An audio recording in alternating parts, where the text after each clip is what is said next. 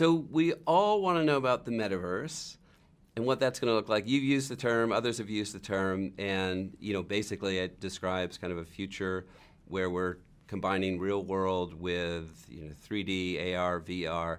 Um, Help us really understand. I mean, what are we headed toward a metaverse? Do you think, and what might that look like? Yeah, I mean, first of all, I think that this entire idea of metaverse, which is fundamentally comes from increasingly as we embed computing in the real world, you can even embed the real world in computing. That's kind of how I think about it.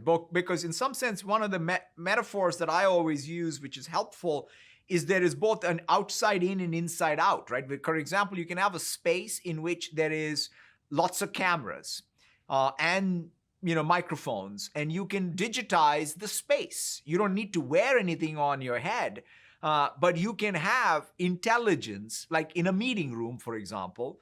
We have now, when you go to a Teams room, it will even segment everybody in a conference room into their own square, put them back in a meeting as if they were joining remotely. That way, then the remote participant can find people who are even sitting in a conference room, identify them, get their profile, and what have you. So that's a great example of how what is physical has become digitized, and you have people are still meeting in a physical space, and there are people who are remote, but it's all bridged. In fact, we've got, and you're not wearing anything. And then you can even put on, your goggles or like a HoloLens or what have you, and go into an immersive meeting where your embodied self, as a hologram or as an avatar, can, with spatial audio, even relate to others in that space. In fact, we have had a metaverse for a long time called Alt Space.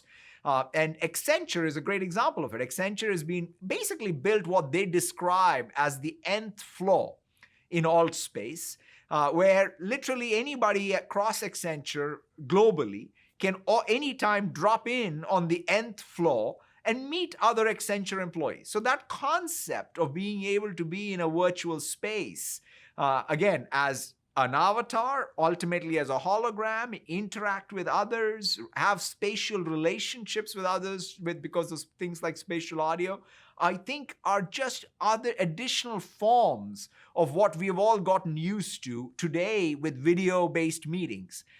So video transcending to 2D avatars and 3D immersive meetings is probably a practical way for us to think about how the metaverse really emerges.